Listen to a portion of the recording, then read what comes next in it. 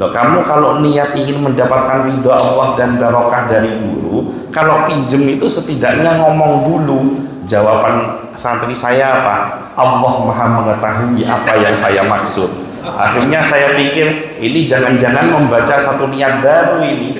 Begitu mau pakai sandal, dia langsung baca niat nawaitul ghasaba an-na'la lillahi ta'ala. Saya niat gosok sandal semuanya karena Allah. Nah, ini hati-hati, jangan meminjam suatu barang yang bukan miliknya tanpa persetujuan pemiliknya.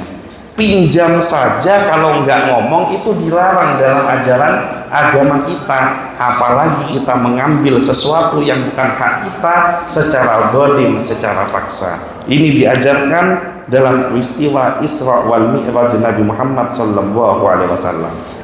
Masuk ke langit yang pertama, Nabi Muhammad SAW berjumpa dengan Abil Bashar, bapaknya manusia, namanya Nabi Adam alaihissalam. Ketika Nabi Adam berjumpa dengan Rasulullah, Nabi Adam alaihissalam menyambut Nabi Muhammad SAW dengan penuh kasih dan mendoakan kebaikan.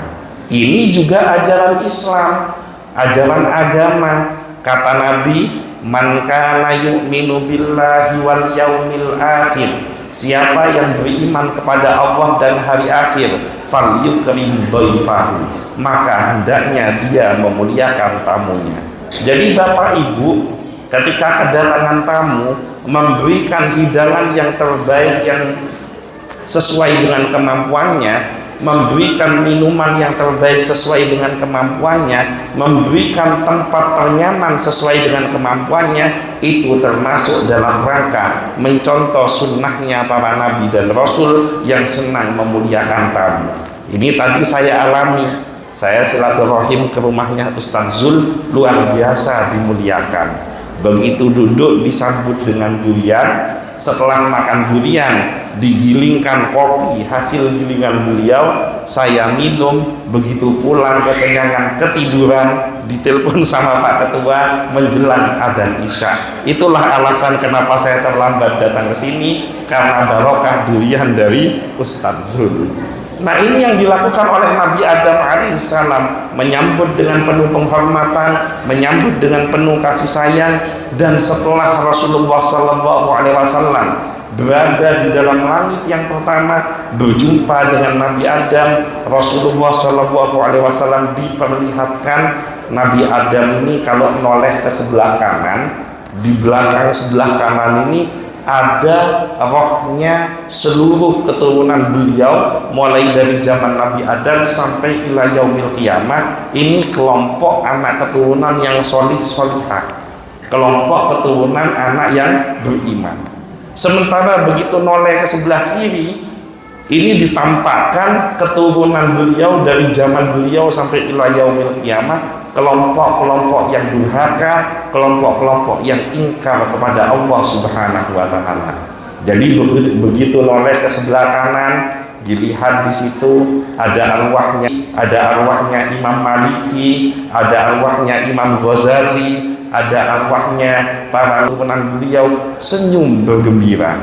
Tapi begitu noleh ke sebelah kiri, ada rohnya Fir'aun, ada rohnya Abu Lahab, ada rohnya Abu Jahal, ada rohnya siapa lagi, Namrud. Pokoknya orang-orang yang durhaka kepada Allah. Beliau menangis bersedih. Apa hikmah dari kisah ini? Ternyata siapapun orangnya, walaupun itu selevel nabi sekalipun, setiap orang tua selalu gembira ketika punya anak yang solih dan solihah, dan selalu bersedih ketika punya anak yang durhaka kepada Allah. Kebahagiaan orang tua tidak bisa dinilai dengan berapa banyak harta yang dihasilkan oleh anaknya. Kebahagiaan orang tua tidak bisa dinilai dengan berapa jabatan yang bisa diraihnya. Tapi kebahagiaan orang tua adalah manakala dia punya waladin solihin yad'ulah, anak soleh yang senantiasa mendoakan kedua orang tuanya.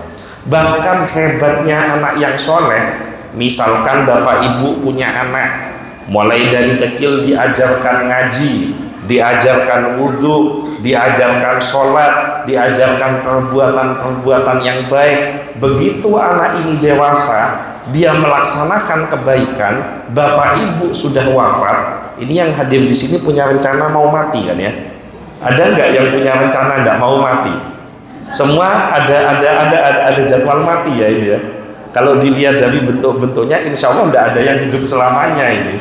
Termasuk saya bisa mati. Mati itu cuma soal urutan, dan mati itu nggak bisa diukur dari usia. Belum tentu yang tua mati duluan, bisa jadi yang muda mati duluan. Belum tentu yang sakit mati lebih dulu, tapi yang sehat bisa mati lebih dulu. Jadi ini soal urutan. Ya mungkin barangkali bisa jadi saya yang mati belakangan, bapak ibu mati duluan. Atau bisa dibalik, bapak ibu yang mati duluan, saya yang mati belakangan. Ya kan dibalik, bener ya, dibalik susunan katanya. Nah artinya apa?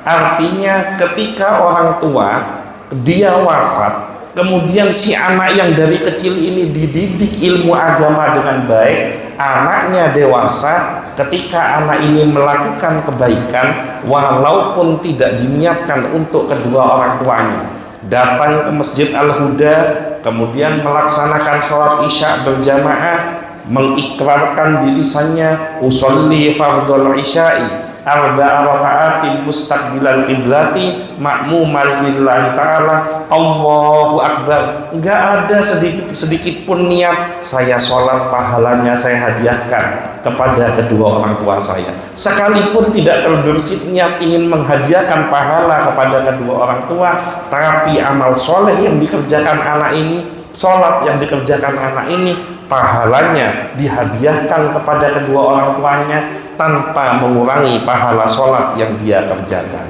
Setiap kebaikan yang dilakukan sang anak, bacaan Al-Quran, sodakohnya, zakatnya, amal solihnya, semua pahalanya mengalir kepada kedua orang tuanya. Inilah hikmah memiliki waladin sholihin yad'ulah, anak soleh yang senantiasa mendoakan kedua orang tuanya. Maka hikmah Nabi Muhammad berkunjung kepada Nabi Adam ini adalah pesan moral kepada kita semuanya sebagai orang tua. Ayo kita hati-hati menjaga amanah yang diberikan oleh Allah kepada kita. Jangan sampai anak kita lalai dari sholatnya, jangan sampai lalai dari akidahnya,